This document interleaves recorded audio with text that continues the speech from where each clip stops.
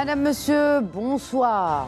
Hier, lundi 13 juillet, le Parlement marocain a fermé sa dernière session ordinaire avant les législatives. Alors, du point de vue calendrier démocratique, c'est une clôture, mais politiquement, c'est un inventaire préélectoral. Du coup, on compte les textes adoptés, on tente de justifier ceux qui attendent encore.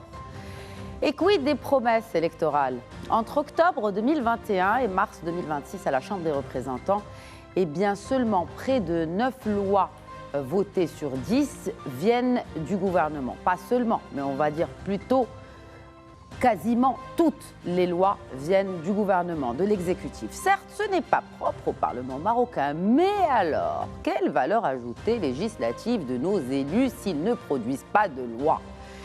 Et pourtant, la Constitution 2011 leur a confié 3 missions claires. Celle de voter les lois, naturellement, celle de contrôler l'action du gouvernement et enfin, et pas des moindres, celle d'évaluer les politiques publiques. 15 ans plus tard, la première fonction est visible. Les deux autres restent beaucoup plus difficiles à mesurer, car depuis 2011, très peu de commissions d'enquête parlementaires ont été constituées. En revanche, la demande d'enquête sur les importations de bétail, qui justement date de cette législature, n'a, elle, pas abouti. C'est là que le mot bilan devient intéressant. Où s'arrête le bilan comptable qui additionne les textes de loi et où commence le bilan redevable qui rend des comptes? Parallèlement, beaucoup de questionnements à l'échelle territoriale. Dès 2014, les rapports et les experts alertent sur les insuffisances de la gestion des services publics. 12 ans plus tard, on change encore les structures avant d'avoir évalué la façon dont elles ont été administrées. Et puis au Parlement, il y a ces réformes symboliques au goût d'inachevé. Pour ne citer que celle des retraites, le code pénal ou encore la Moudouana. En fin de mandat, le calendrier lui-même devient politique. On est prudent. Alors, est-ce qu'on est prudent pour la société ou pour les urnes? Le Parlement vient donc de fermer sa session, mais pour la démocratie, la vraie séance commence maintenant. Et si nous, citoyens, nous-mêmes, jouions notre rôle d'évaluation en allant voter, par exemple? J'accueille pour le débat ce soir l'économiste des territoires, consultant en stratégie et politique de développement. Tariq Hardim, bonsoir. Bonsoir Madame Ehsan, merci pour l'invitation. Merci à vous de l'accepter, d'être parmi nous ce soir. Avec nous aussi, professeur Zakaria Firanou, professeur d'économie à l'université Mohamed V de Rabat. Professeur Firanou, bonsoir, un plaisir de vous accueillir. Bonsoir, toujours partagé. Marhaba bik ma'ana aussi, maître, professeur Mustafa Shemi, politologue et professeur de droit. Professeur Shemi, bonsoir. Bonsoir. Que retient-on de cette législature? Mustafa Shemi, ouvrez le bal, je vous prie. Écoutez, d'abord, un premier point d'agenda. Le Maroc est un État de droit où l'agenda électoral est respecté. Ça peut paraître une vérité d'évidence, voire une banalité, mais c'est un pays où les rendez-vous électoraux sont respectés avec le nouveau règne. C'est extrêmement important et je peux vous dire que Sa Majesté le Roi est attaché précisément au respect de l'agenda électoral et institutionnel. Maintenant, pour le bilan, on va parler du bilan de la session, peut-être pour commencer. C'est évidemment avec des sentiments mêlés que je propose une première lecture de ce bilan. D'abord, il y a un certain nombre de textes. Sentiments et chiffres, hein? Oui. Alors, sur un total de près de 180 lois qui ont été adoptées depuis le début de cette législature, il y a une bonne vingtaine aujourd'hui qui a été validée avec cette session et aussi celle du mois d'octobre. Alors, il faut juste rappeler peut-être pour nos téléspectateurs que la session a commencé en avril. En avril, c'est la session de printemps. C'est la session de Alors, printemps. ce qui a été validé, c'est le bilan de cette session pour commencer, c'est une mesure intéressante, l'IR, l'impôt sur le revenu, avec l'exemption pour les retraités. Ah oui, c'est pratique, il faut en parler des choses pratiques. Ce n'est pas très vendeur, évidemment, mais c'est une mesure concrète qui bénéficie aux retraités. Il y a également un certain nombre de réformes sociales sur lesquelles on va revenir, notamment l'extension de l'AMO. De l'AMO, un certain nombre de catégories, et également l'élargissement de l'éligibilité des étudiants. L'âge est porté de 26 ans jusqu'à 30 ans. Des textes sur l'urbanisme et le lotissement, la réforme du Haut Commissariat au plan, la réforme du système statistique marocain, l'adoption du Code national, de la loi sur le Conseil national de la presse, la transformation de l'Agence nationale des ports en société anonyme, également la justice, mais avec un texte de la loi sur les avocats. Les adoulmes et les avocats, elle était également adoptée dans des conditions détestables, c'est-à-dire non consensuelles. Ça, c'est pas très subjectif, parce que si vous dites dans des conditions, je ne reprendrai pas vos termes, mais on va dire dans des conditions particulières, cela s'applique aussi à la loi encadrant le Conseil national de la presse. Vous en conviendrez. Oui, mais les enjeux ne sont pas les mêmes. Les enjeux ne sont pas les mêmes. Celle sur la presse aussi a des enjeux qui sont pas à négliger. Ils sont quand même importants. Il y a un certain nombre de réserves sur la loi du Conseil national de la presse, puisque le ministre a dû revoir sa copie, la représenter, et c'est passé en coup de force parce qu'il y a une majorité. C'est plus problématique pour ce qui est de la réforme de la profession d'avocat. Pourquoi? Parce que c'était une réforme qui a été menée sans consultation, sans concertation, qui a été votée par les deux chambres et qui, maintenant, elle est transmise, tenez-vous bien, à la Cour constitutionnelle. Oui.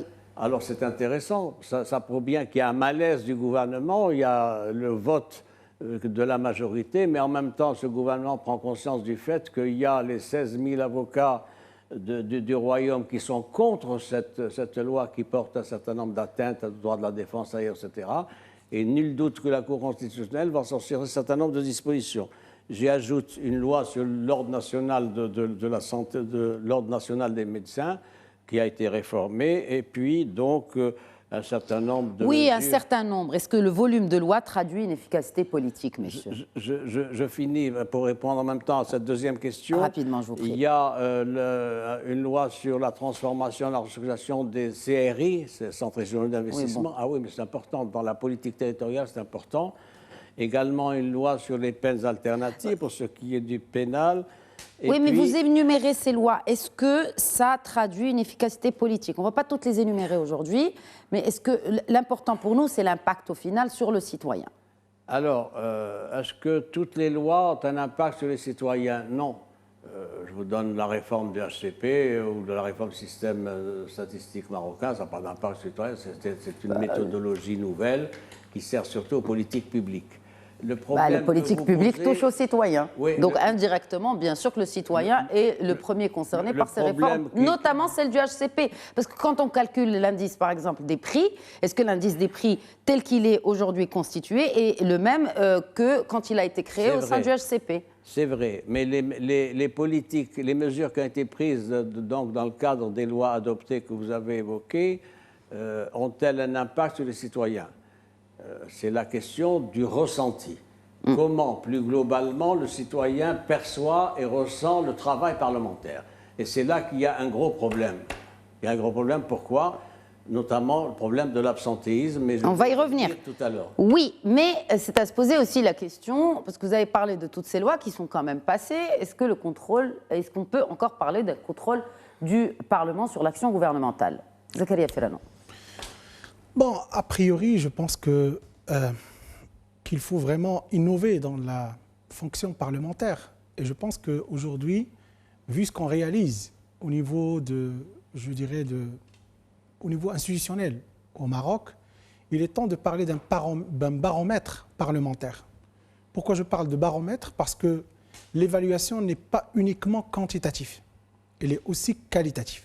Ça veut dire, oui, nous avons plusieurs textes de loi qui ont été votés, qui passent en majorité à 93% par le gouvernement. Ça veut dire qu'il y a une proposition qui est très importante de la part du Parlement, mais qui n'est pas retenue finalement.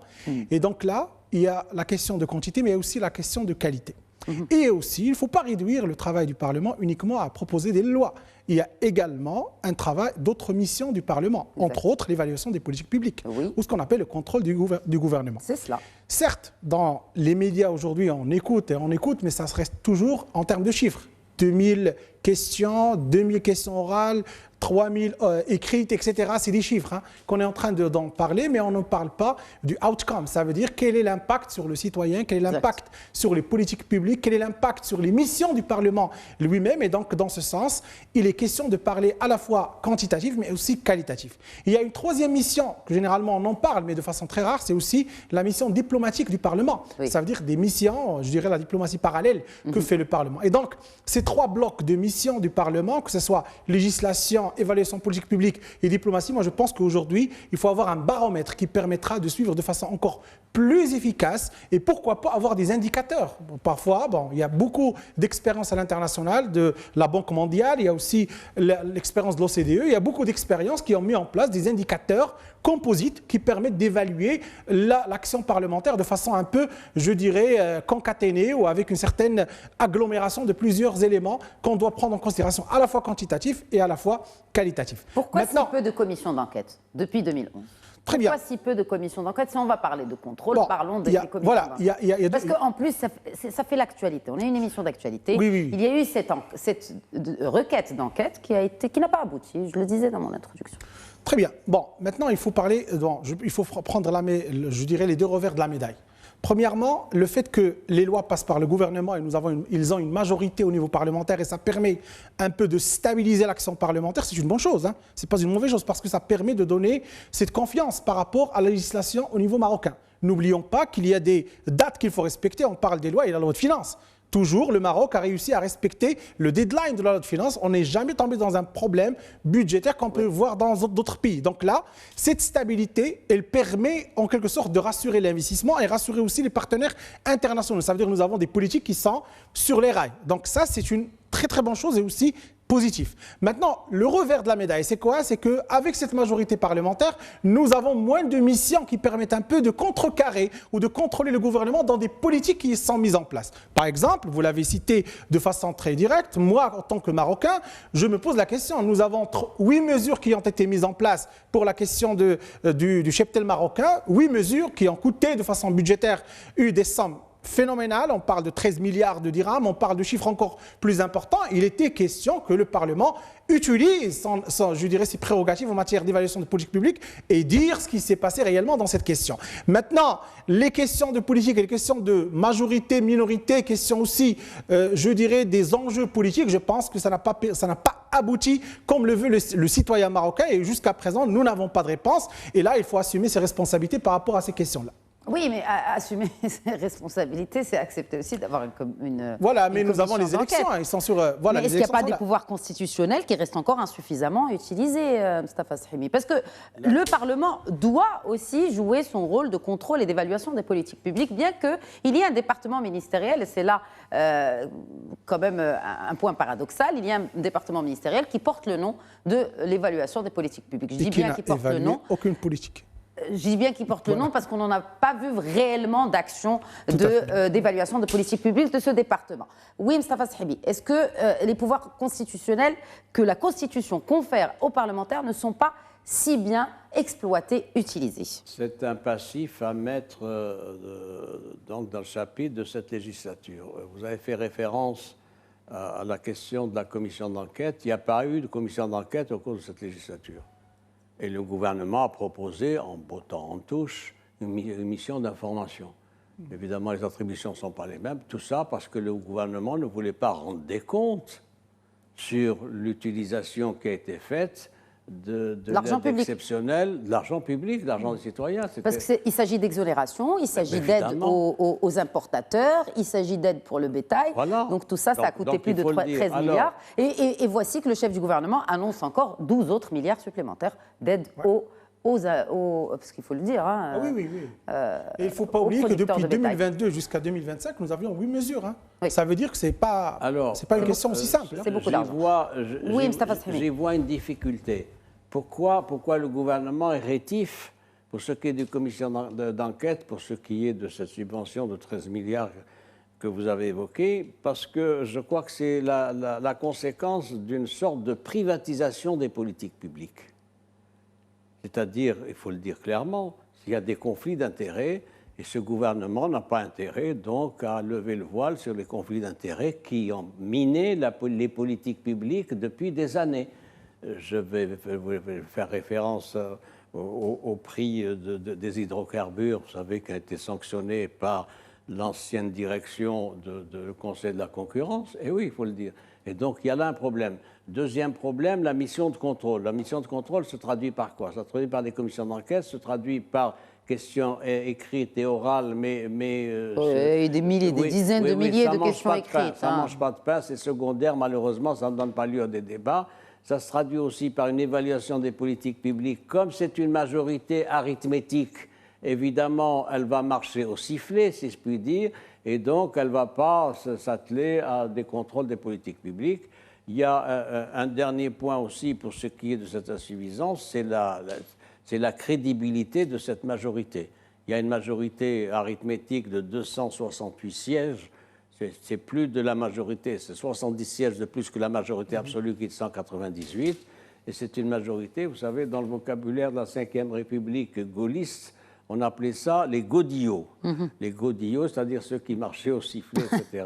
Nous sommes dans la même situation, une majorité qui a perdu sa crédibilité alors qu'elle est formée de 3 partis, dont un parti comme le Parti d'Istiqlal qui a une histoire et qui a une capacité donc d'interpellation reconnue, mais les deux autres sont Mais il n'est plus à la belle opposition. Et oui, et les deux autres sont des partis dits administratifs, le RNI et le PAM, évidemment, ils fonctionnent au sifflet. Tout ça tient également au fait qu'il y a un absentéisme parlementaire. On y vient.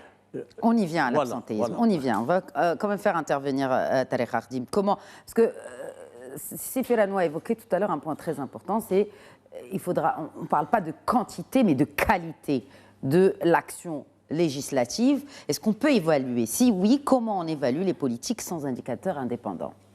Les politiques publiques, bien sûr, pas les politiques, les hommes et femmes politiques. D'abord, cette question renvoie à qui doit évaluer les politiques publiques au niveau national? Selon la Constitution, c'est le Parlement. Oui, l'évaluation institutionnelle. Oui. Donc l'évaluation institutionnelle tend à dire que cette évaluation est beaucoup plus une évaluation politico-institutionnelle et n'est pas une évaluation au sens économique du terme. Exact. Cela veut dire d'abord que, au-delà de cette intensité législative qui a marqué cette législature, quand même, on est à peu près à 30 lois par an, à peu près, 32 en 2024. Une législature qui a commencé quand même avec les conséquences de la crise du Covid, il ne faut pas l'oublier. Un travail, certes, qui a été fourni avec une certaine, bien entendu, un certain courage sur certains dossiers, bien entendu. Il faut le dire très sincèrement, notamment les affaires de justice, l'urbanisme, certaines affaires aussi en termes de solidarité. Il y a un effort qui a été fourni sur le plan sur le bilan entier, en tout cas en termes de loi, parce qu'il ne faut pas l'oublier très sincèrement. Le texte, il a sa force juridique, mais également sociétale.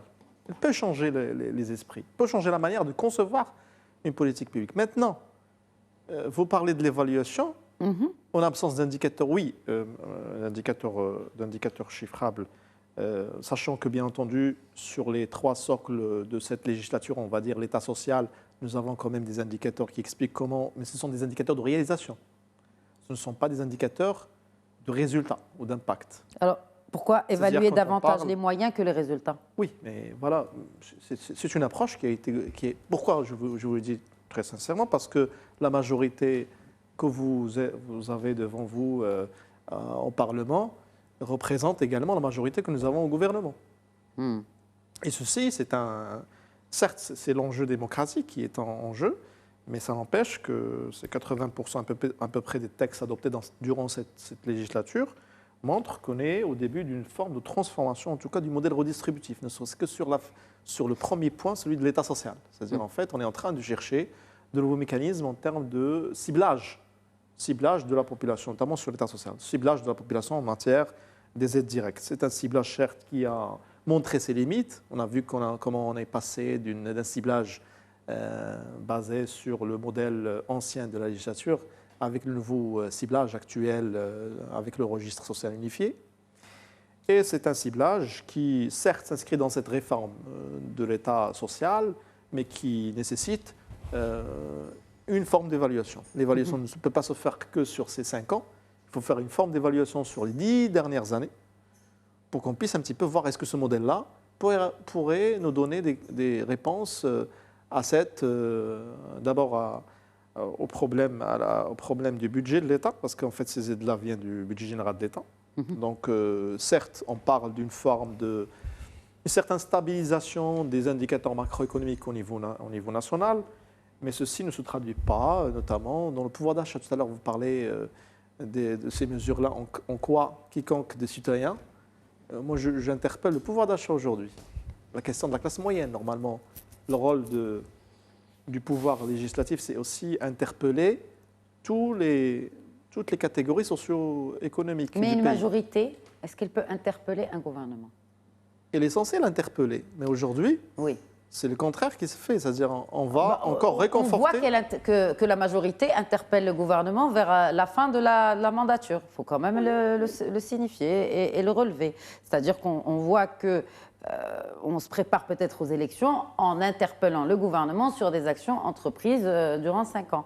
Mais on a attendu la dernière année. Parce qu'on n'a pas une culture de l'évaluation au sein même de la classe parlementaire, des 3 classes parlementaires majoritaires dans le Parlement. On n'a pas une culture d'évaluation. La preuve, c'est que la dernière session, il a fini comme si nous avons encore une autre année qui nous attend devant. C'est-à-dire que la politique générale fait partie des politiques publiques, la politique générale.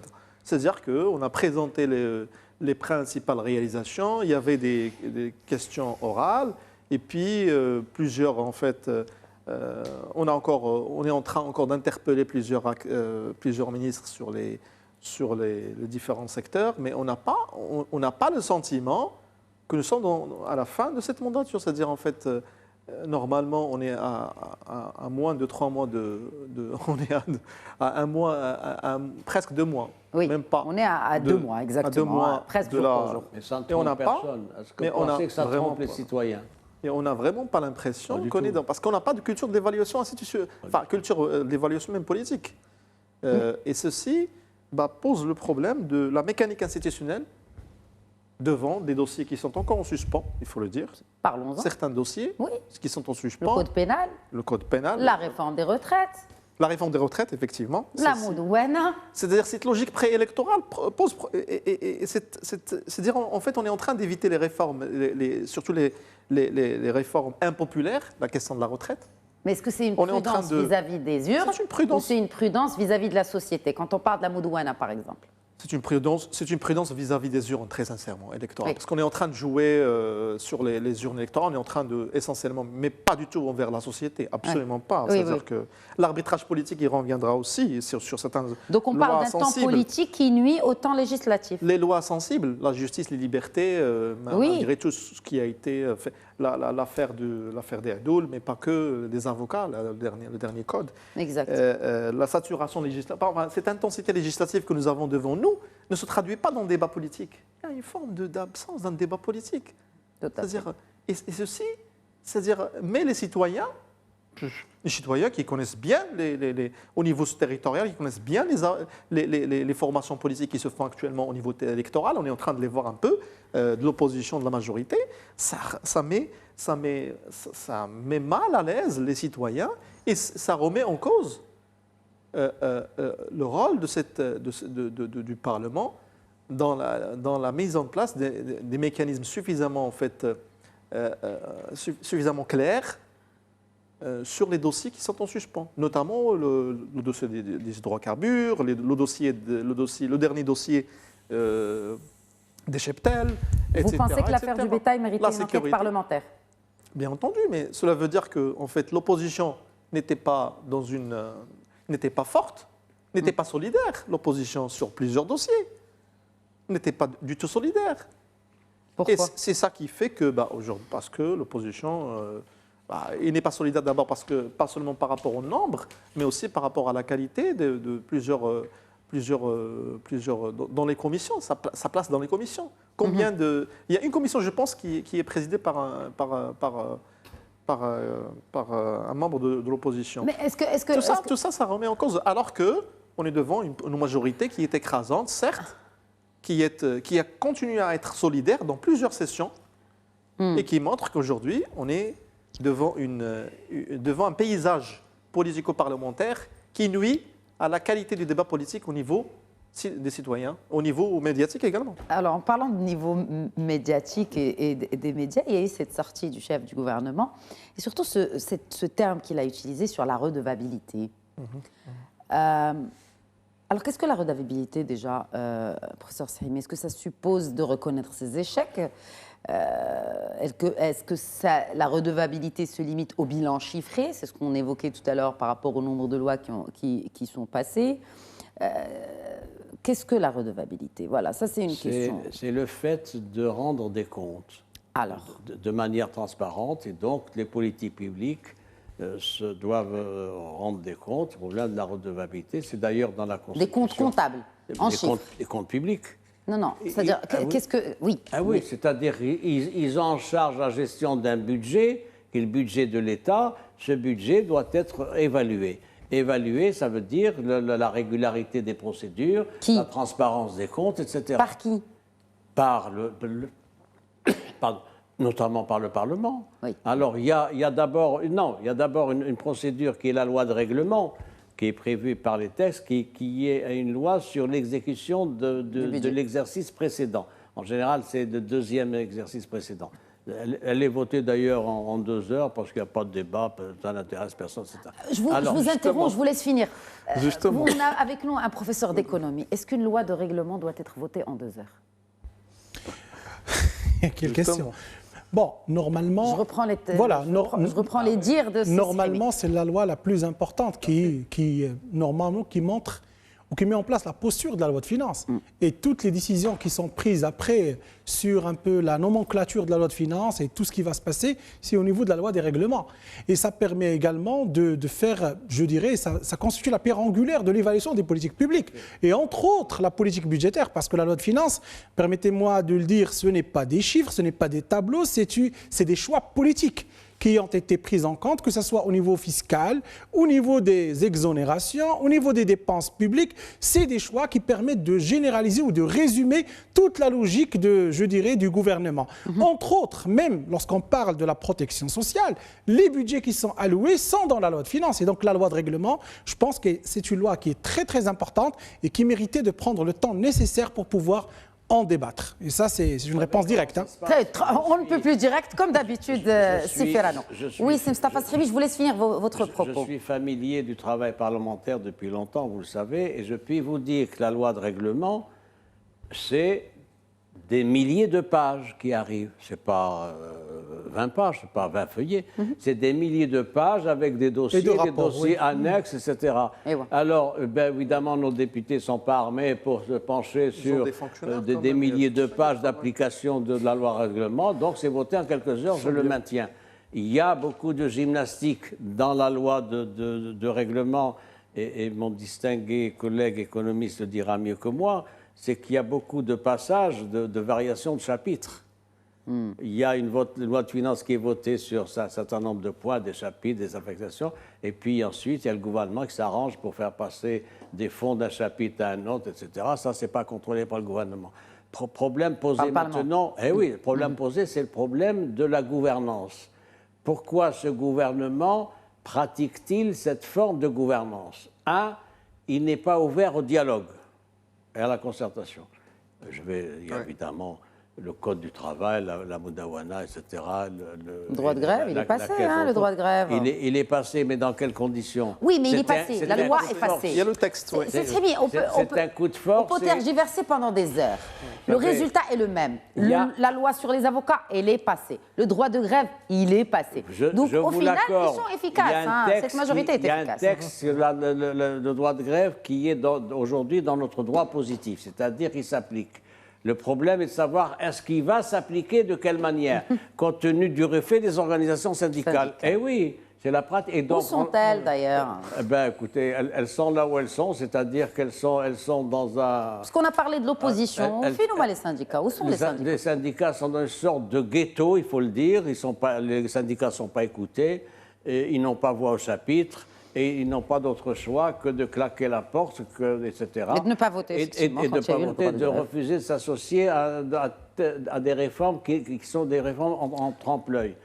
Ce qui me préoccupe, pour avoir un regard plus global sur le bilan de ce gouvernement, c'est qu'il a reporté à la fin un certain nombre de réformes profondes qui étaient des réformes structurelles qui n'étaient pas consensuelles. Question, faut-il gouverner simplement avec le consensus? Non. De quoi parlez-vous? Je parle du code pénal. Le code pénal. Je parle du code pénal. C'est bien. Pourquoi ne fait-il pas le consensus selon le juriste que vous êtes? Le consensus parce qu'il y a des désaccords fondamentaux sur les réformes qui doivent être adoptées. Juridiques, religieux, politiques, de quoi s'agit-il? Notamment les libertés individuelles, sur le code pénal, les libertés individuelles, protection individuelle, l'avortement, les relations sexuelles hors mariage, un certain nombre de procédures, la qualification de l'enrichissement illicite, la lutte contre la corruption. Ce gouvernement, en arrivant en octobre 2021, un mois après, il a retiré quoi? Il a retiré un texte spécifique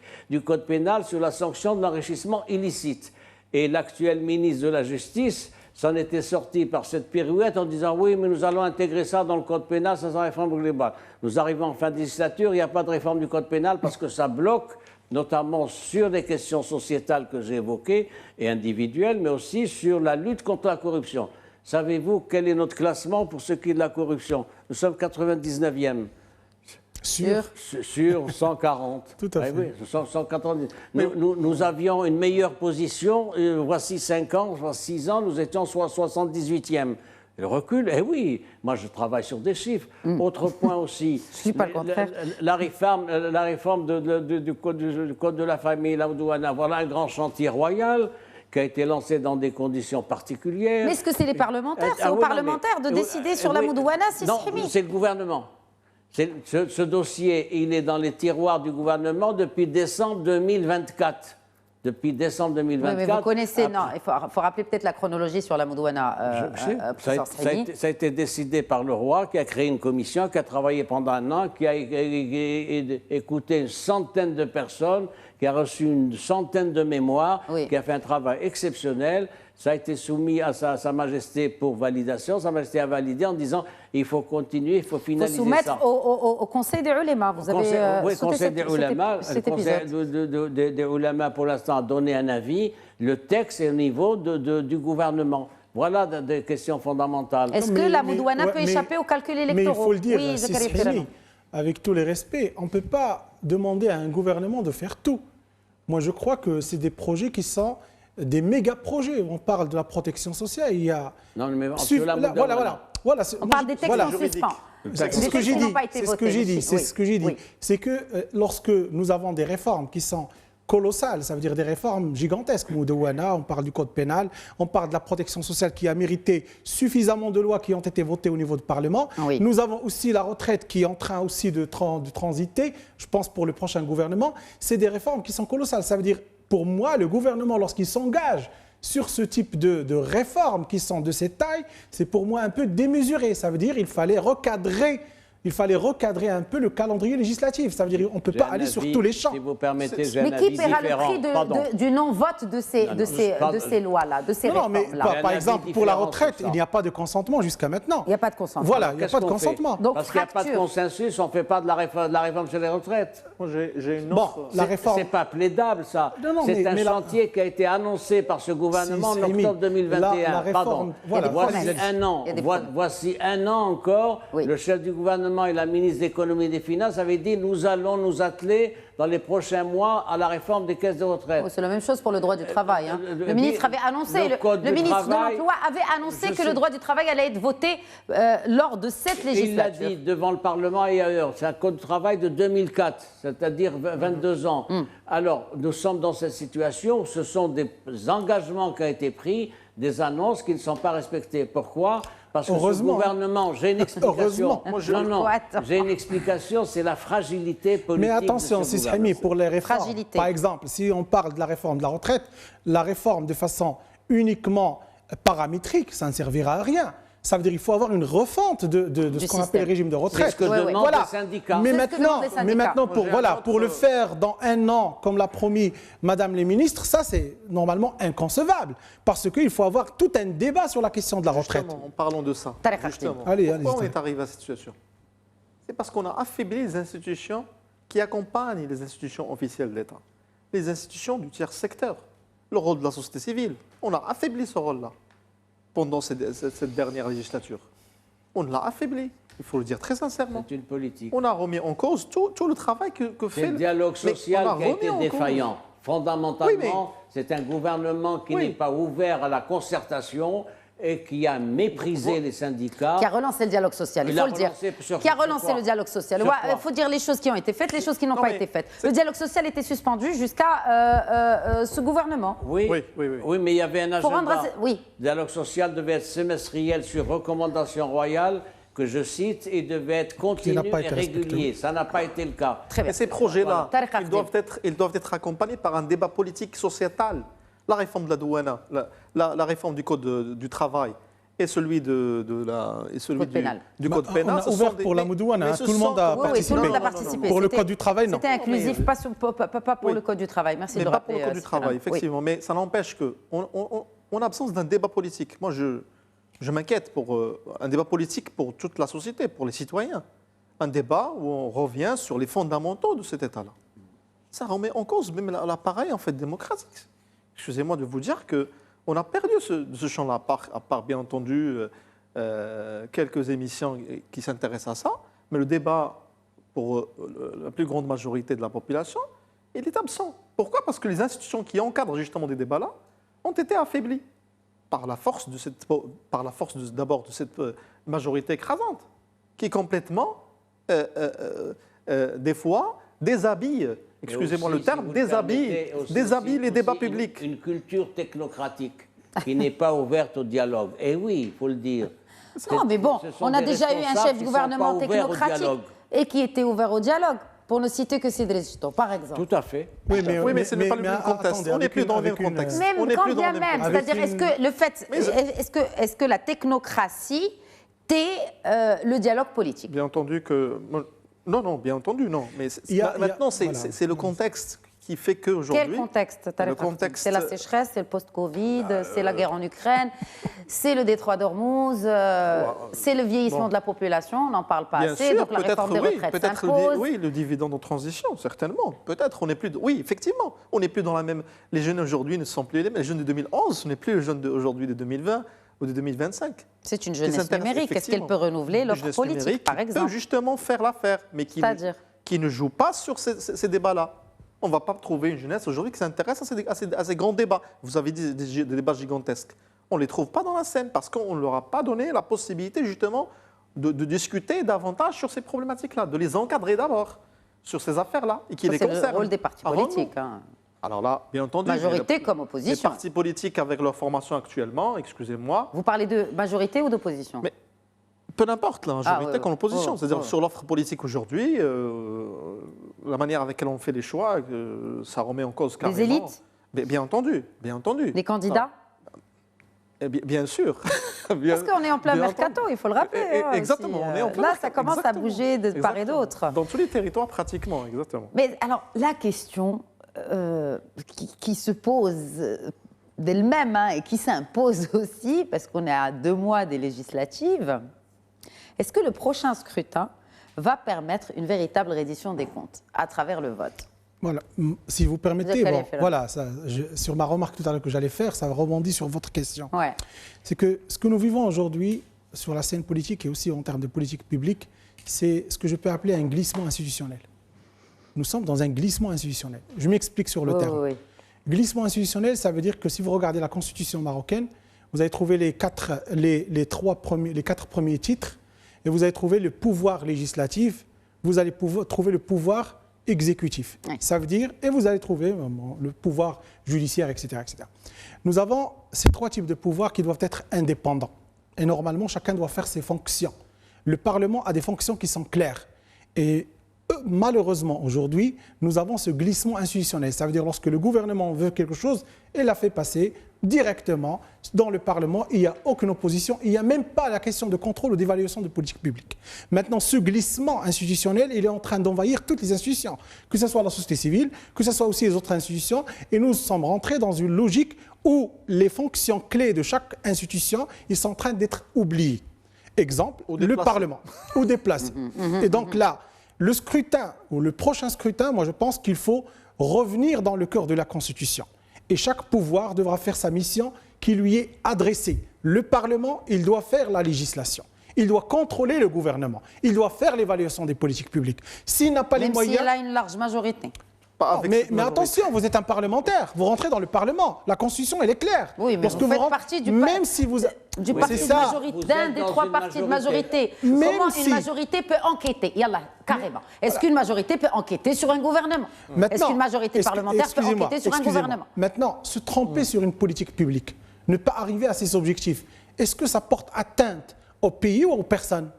C'est au pays. Ça veut dire, si je me trompe, il y a les tout à calculs l'heure, électoraux. nous avons parlé de la question du cheptel marocain, ce qui a été donné. Maintenant, est-ce que c'est légitime de se tromper? Nous avons pris une mesure, elle n'a pas marché, nous avons fait une évaluation, une enquête, ça ne marche pas. C'est ça le sens même de la démocratie. Et c'est ça le sens même de la politique publique et aussi des évaluations de la politique publique. Mais maintenant, ne pas continuer à faire sa fonction, ça va tuer le cœur même du Parlement. Parce que son cœur, c'est quoi? C'est faire de la législation. Vous avez dit tout à l'heure, à peu près 90% ou 93% le chiffre, 9 sur ça vient 3, du ouais. gouvernement. Voilà, 9 sur 10. Voilà, ça vient 9 sur 10, pardon. Voilà, 9 sur 10, 3. voilà. Bon, moi, j'ai un chiffre de 93% à peu Oui. près. Ça Oui. vient du gouvernement, ça veut Oui. dire la législation. Elle est affaiblie au niveau parlementaire. Deuxièmement, vous avez le contrôle qui ne n'exerce pas réellement. Nous n'avions aucune mission. Et encore plus, l'évaluation des politiques publiques. Aucune politique qui a été faite n'a été jugée par le Parlement. Est-ce qu'elle était efficace ou non efficace? Maintenant, permettez-moi de le dire. Est-ce que le Parlement a les outils? Je pense qu'il a les outils législatifs. Mais sur le plan opérationnel, nous avons besoin de cette réforme du HCP. Parce qu'aujourd'hui, si vous Exact. voulez faire l'évaluation des politiques publiques, avec quelles données? Exact. Nous n'avons pas les enquêtes Exactement. sur les territoires. Oui. Nous n'avons pas les enquêtes qui sont vraiment très pointues sur les ménages bénéficiaires. Nous n'avons pas toute l'appareil statistique qui permet de faire une évaluation de politique publique. Et donc, ça tombe bien que nous avons eu la réforme du HCP pour qu'il devienne plus fort en matière de transparence et de communication. Dont l'évaluation Pourvu- des politiques publiques. Mais oui. Ça fera partie des nouvelles prérogatives du Haut il Commissariat va au plan. contribuer. Bon, c'est pas Bon. lui, mais bon. Voilà, il va contribuer, Oui. mais le plus important, c'est que nous avons maintenant un conseil des statistiques. Oui. Ça veut dire que nous avons ce conseil qui vient d'être créé et qui va nous faire sortir aussi de cette problématique ou cette polémique entre la Banque centrale, le HCP, le ministère des Les Finances, ministres, les oui. problèmes des Les chiffres qui ministres. sortent. Non, non, Voilà. parce qu'il y a tous les ministres qui Ah oui, pointent oui. et qui relèvent le dysfonctionnement des chiffres, notamment quand il s'agit d'emploi. Mais moi, je réitère ce que j'ai dit. Il faut faire attention avec ce glissement institutionnel. Très C'est bien. très dangereux. Oui. Alors, glissement, puisqu'on glisse un peu du centre vers les territoires avec vous, Tariq Khadim, on parle de régionalisation aussi. On ne peut pas parler de cette législature sans s'attaquer et sans s'intéresser au local, au territorial. Les collectivités aujourd'hui, est-ce qu'ils disposent des compétences nécessaires pour mener à bien cette décentralisation, cette régionalisation de l'action publique? Oui, merci d'avoir posé cette question très importante pour instaurer justement cet État territorial. Oui. Nous avons un texte qui est très développé par rapport à tout ce que nous avons fourni comme effort institutionnel et politique durant au moins une dizaine d'années. Aujourd'hui, les compétences sont traitées notamment dans le texte qui organise les 3 collectivités territoriales. Il y a un effort qui a été fourni avec le ministère de l'Intérieur, qui d'ailleurs dispose de la donnée. Et d'ailleurs, cette donnée-là doit être davantage institutionnalisée et moins politisée, parce que la donnée, c'est aussi une affaire avec laquelle on peut faire du politique dans les territoires, avec laquelle on peut avoir des données sur les citoyens. Surtout Donc, si on a c'est bien. accès à ces données. Eh bien, Surtout si entendu. un parti a accès à ces Bah, données. bien entendu. Surtout si la personne en charge d'une agence ou d'une autre agence, je ne nomme pas d'agence bien Oui. évidemment, elle émane Elle fait partie de la même- je dis pas peut-être pas du parti, Oui. mais on va dire de l'environnement d'un Exactement. parti ou d'un autre. Aujourd'hui, il y a un effort qui a été fourni par le ministère de l'Intérieur avec tous les acteurs dans le cadre d'un dialogue institutionnalisé et il a donné naissance, bien entendu, depuis une dizaine d'années, à des réformes très intéressantes. Certes, inachevées dans les pratiques, mais aussi importantes pour accompagner les discours aussi, les discours au niveau institutionnel sur comment on construit l'action publique territoriale. Bien sûr, il y a une affaire de la donnée, effectivement, mais aujourd'hui, j'espère qu'avec justement la réforme du HCP, cela pourrait être beaucoup plus perceptible aux yeux des acteurs au niveau territorial. Bien entendu, sur la pratique, on est encore dans un langage de rattrapage qui nous permettra, avec la dernière réforme qui a été appelée par Sa Majesté, en instaurant de nouveaux programmes, notamment le programme de développement territorial intégré. Donc, disons qu'aujourd'hui, sur les pratiques, également sur les discours, il y a une avancée très intéressante qui, en quelque sorte, retrace ce processus de la régionalisation. Il manque effectivement une affaire très importante, un point essentiel pour réussir cette décentralisation. C'est l'affaire des élites locales, c'est l'affaire des compétences. Comment on fait accompagner? Si au niveau institutionnel, au niveau parlementaire, on n'arrive pas en fait, à accompagner une loi de règlement, certes, qui est importante vu le langage, le langage également, vu le langage de l'ordre. Qu'en est-il au niveau territorial? Si nous n'avons pas des textes d'application capables, en fait, des élites capables en fait, d'interroger le texte et de voir quelles sont les compétences en termes notamment de financement territoriaux. Aujourd'hui, l'Intérieur, avec l'Association des régions du Maroc, ils ont permis en fait, ce langage en termes de concertation pour arriver à des projets intéressants. Comment avoir une élite aujourd'hui qui travaille sur l'innovation territoriale, innover dans les projets de territoire? Aujourd'hui, la brèche, elle est ouverte. Oui, mais déjà, il faut empêcher l'usage électoral des programmes publics.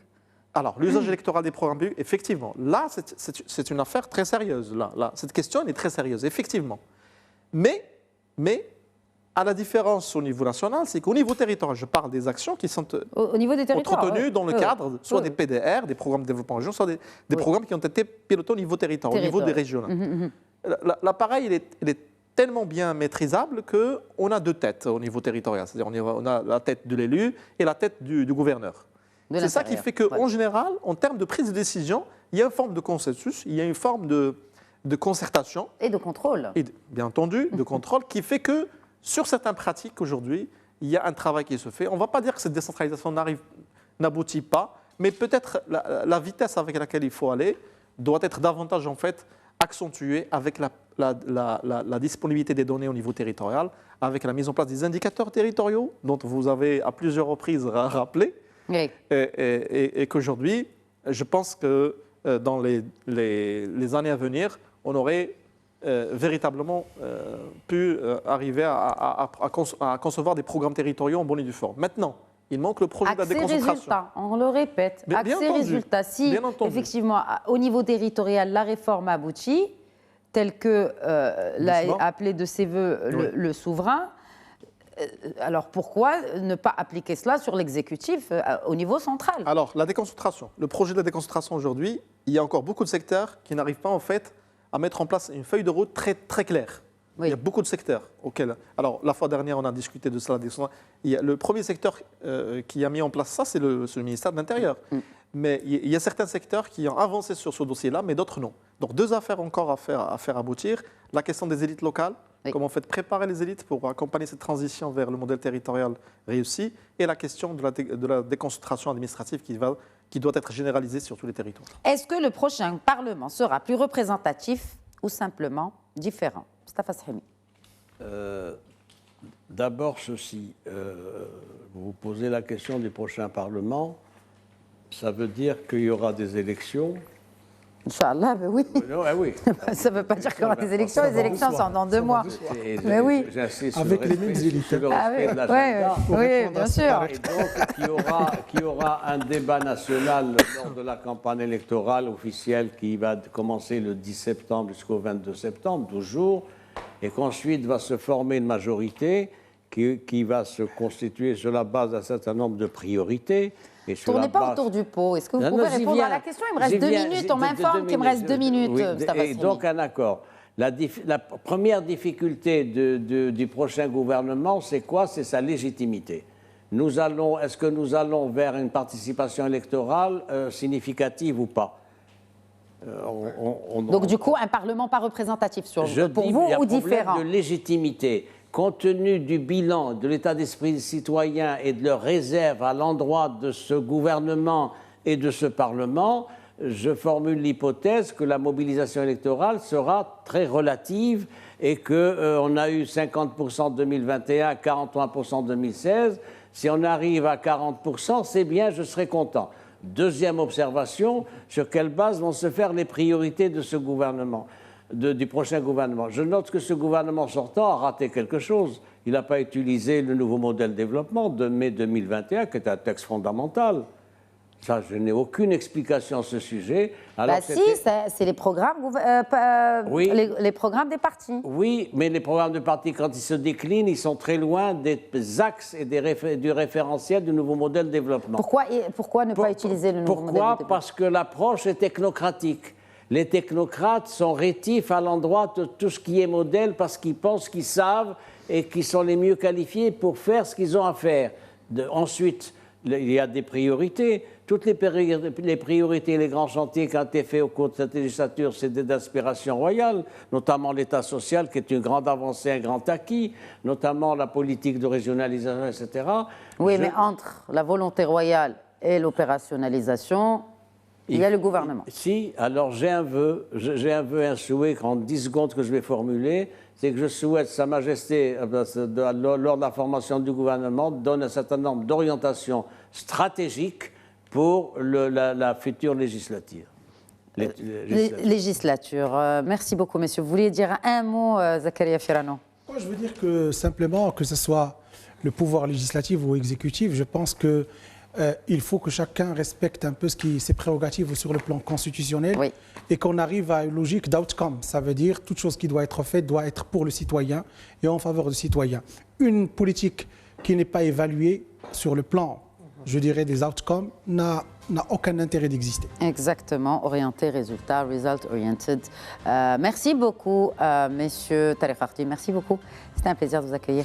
Merci beaucoup, madame Khadija. C'est Ferrano. Merci, toujours. Marhaba, un plaisir. Marhaba. Toujours, et puis toujours le débat. Nous créons le débat sur cette émission, bien sûr, inévitablement. Avec vous aussi, Merci à vous. Mustafa Sahimi, merci de nous avoir suivis. Très bonne soirée.